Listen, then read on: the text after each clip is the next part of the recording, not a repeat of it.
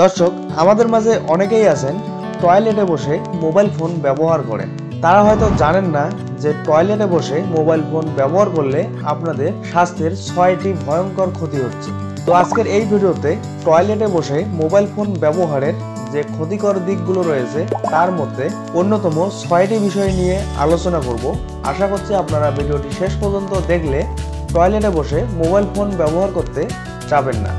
তো বুঝতেই পারছেন ভিডিওটি অনেক গুরুত্বপূর্ণ হতে চলেছে, তাই সম্পূর্ণ ভিডিওটি শেষ পর্যন্ত দেখার অনুরোধ রইল। তো চলুন আর কথা না বাড়িয়ে ভিডিও শুরু করি।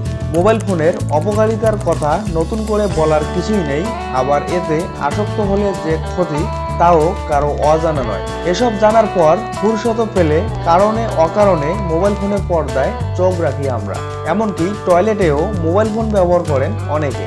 2023 সালে লিথুয়ানিয়া ভিত্তিক প্রযুক্তি প্রতিষ্ঠান নর্ডভিপিএন এর এক জরিপে জানা যায় উন্নত বিশ্বের দেশগুলোয় এখন প্রতি 10 জনের 6 জনই টয়লেটে ফোন নিয়ে যান। তরুণদের মধ্যে এই প্রবণতা আরও বেশি।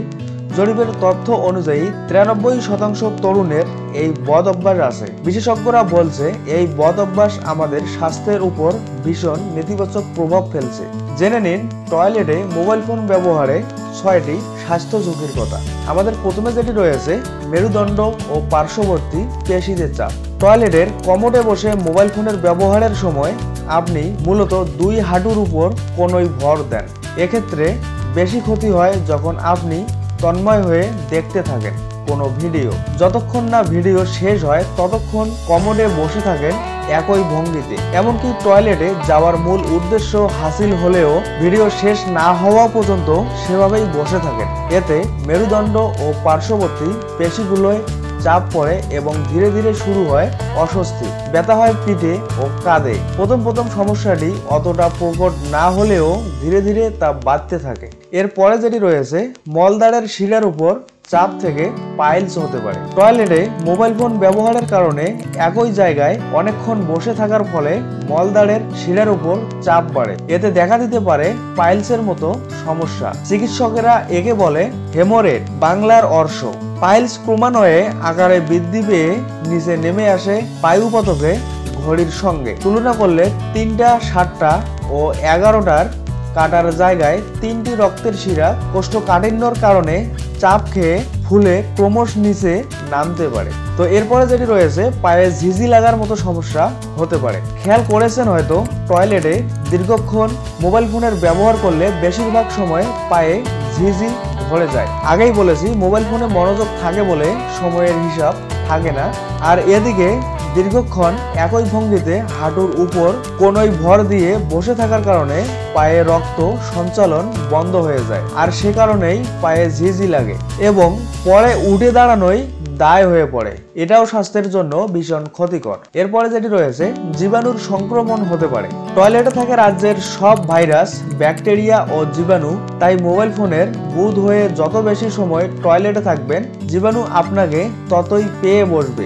এমনিতেও মোবাইল ফোনে থাকে অঙ্গুনতি জীবাণু, ফলে টয়লেটে দীর্ঘক্ষণ বসে থাকার ফলে মোবাইল ফোনে আরো জীবাণু বাসা বাঁধার সুযোগ পায়। সেই সূত্রে জীবাণু ছড়িয়ে পড়ে আপনার শরীরে। এর কারণে জীবাণুর হাত থেকে রক্ষা পেতে নিয়মিত মোবাইল ফোন স্যানিটাইজ করা উচিত। এরপরে যেটি রয়েছে ঝাপসা দৃষ্টি ও চোখের আরো সমস্যা হতে পারে। দীর্ঘ সময় মোবাইল ফোনের পর্দার দিকে তাকিয়ে থাকলে চোখের সমস্যা হতে পারে, কারণ মোবাইল ফোনের পর্দা থেকে আসা নীল আলো আমাদের চোখ ও মস্তিষ্কে নেতিবাচক প্রভাব ফেলে। স্বাভাবিকভাবে টয়লেটে গিয়ে মোবাইল ফোন ব্যবহার করার কথা নয়, আর তা মানলে এ সময় চোখ দুটো কিছুটা বিশ্রাম পায়।